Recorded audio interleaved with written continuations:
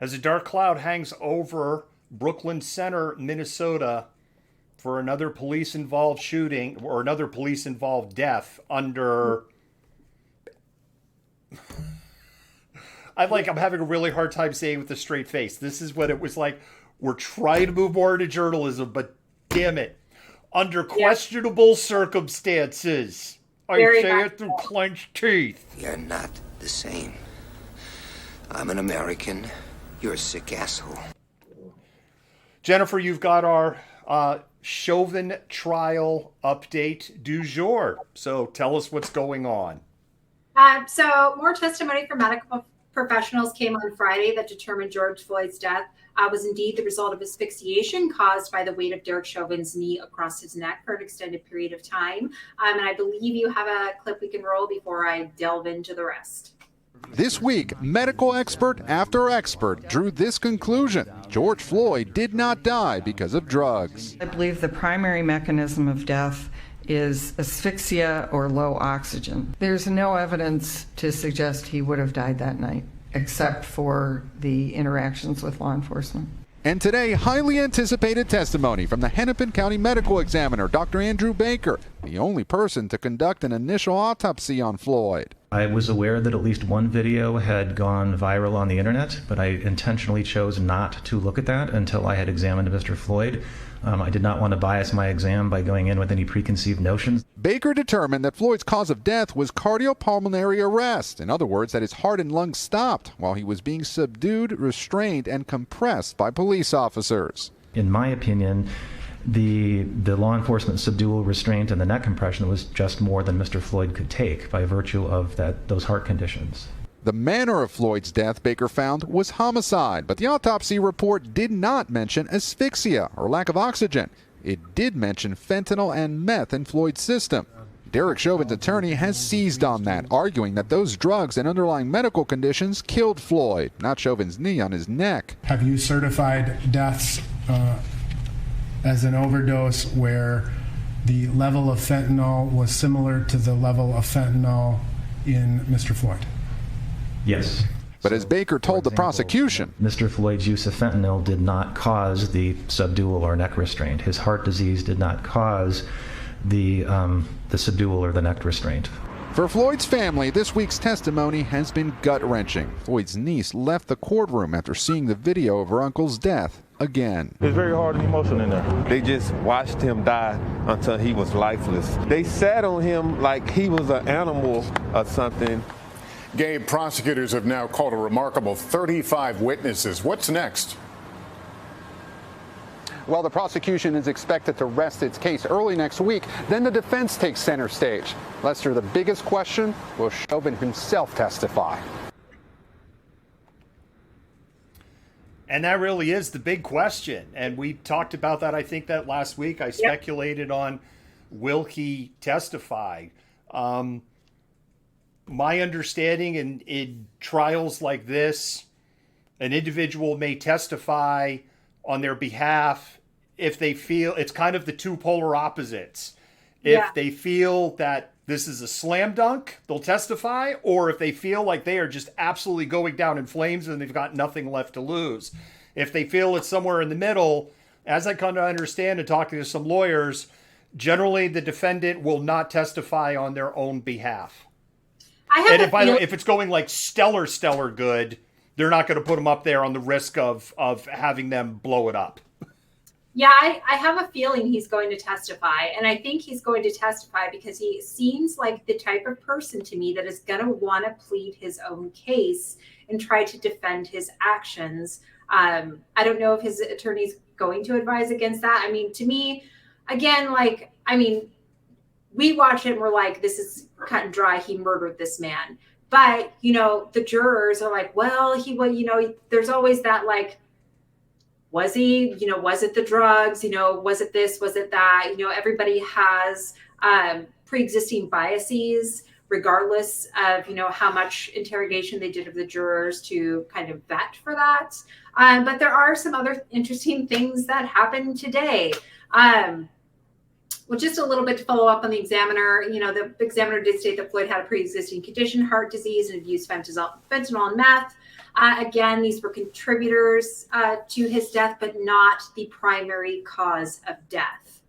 There is a difference.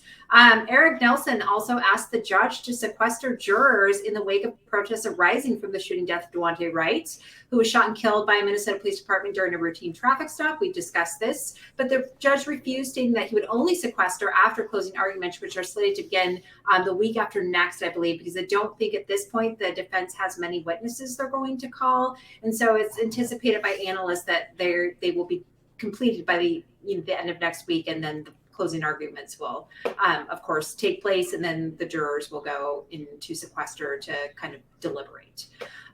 So in addition to medical examiners and other expert witnesses who weighed in on the use of force by Chauvin, Floyd's brother also testified. He stated that he was a leader within their family, and while character testimony generally doesn't carry much weight in these kinds of trials, given the defense's attempted character assassination of George Floyd, this seemed particularly important testimony and likely a much-needed reprieve for jurors who had been sitting through countless hours of expert jargon-filled testimony.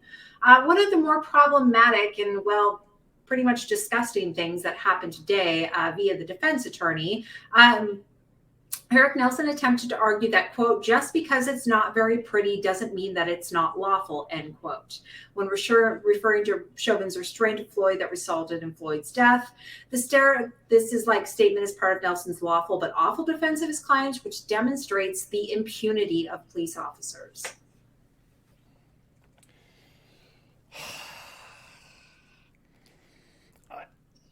When we look at incidents like have happened with George Floyd, and we look at what just happened in Brooklyn Center is a really good example of why qualified immunity is so absolutely flawed. Because, Jennifer, I would say before George Floyd, if this I grabbed my gun by accident was the excuse in 2016 or 2017, this would be page 5 news in the local area, and people would just shrug it off. Yep, exactly. I mean, there has to be there's got to be accountability. And I just feel like people are not going to rest until there is some accountability now. This death of this man, this murder of this man by Derek Chauvin, really instigated these large-scale protests and this movement for police accountability that I don't think is going to stop. And here we have another Black man who's been shot during a routine traffic stop because somebody could differentiate between a taser and a handgun. And what happens in say 2 weeks when we have a decision on this? This could go one of a couple ways. And I don't know. I still have this feeling that he is not going to get what he deserves for the murder of this man. I just don't, because I think people have implicit biases. We do. I'm a historian. I know that I have implicit biases, and you have to be able to go, okay, we need to account for this and we need to add nuance to the story. All it takes is one juror. Every day that you bring this up, and I say it probably to the point that the malcontents are like, oh, he just said it again. We get it, David. It only takes one juror. It only takes one juror. Hire a juror, and he's going to get off. Right. One juror, and that's it. All it takes is one juror. I'm not convinced. I think it was drugs. It's just one. And what happened in Brooklyn Center yesterday has just added to the angst to that community. And I think people think of Minneapolis, St. Paul as another area that is, like Seattle being, Minneapolis, St. Paul. They're they read, they're all college educated, they're woke. And no. And it's there's nowhere in this country that's woke if there's anything that's been demonstrated in the last 24 months. And for people that are, there's people that identify, On the far left, they're like liberals. And it's so funny because this word liberal gets just mutilated on both sides. But there is a significant chunk of people that lean on the left side that are very performative. And I think that's the word instead of, oh, it's just liberals. No, it's performative. They put that Black Lives Matter sign out in front of their house. They hashtag. I gave $25 to the NAACP. I made my profile picture black for a week, right? And it's like, see, I helped fix the problem. And it's like, no, you didn't do jack squat. It was just performative to make other people around you go, oh, look at the wonderful things you do. Yeah, no, and these are the same people that will still cross the street anytime they see a black person on the same side of the road, right? Like, I mean, it is totally performative, and Seattle is so hypocritical in that context. We want to be all woke and progressive and all this and all that, but we are so not. And we're majority white, and it's so difficult for the people in this city to grasp that just because you do these performative gestures doesn't mean that you're actually doing the work. Exactly. Monitoring, if you see me looking down Malcontent, is because I've got a couple of mobile devices down here. I got Unicorn Riot going. I've got streams in Seattle that are going, so I'm kind of watching a couple of things. It looks like in Brooklyn Center, there's almost like a military grade. It looks like Ferguson in 2014. There's like this military grade response at this point, but it does look like it's calmed down. The weather there is shit, and it's pushing midnight there, I believe. And Seattle things I would say are chippy, but not crazy. Yeah, no, I was watching a little bit of the streams when the interview was playing because they were in the chat. Yeah, no, things are not going to get any less tense before the end of this trial. If anything, I think tensions are going to be exacerbated, especially when the defense tries to bring their case and their witnesses forward, because it's going to be extremely hostile. It's going to perpetuate numerous problematic stereotypes that they've already tried to perpetuate in the courtroom.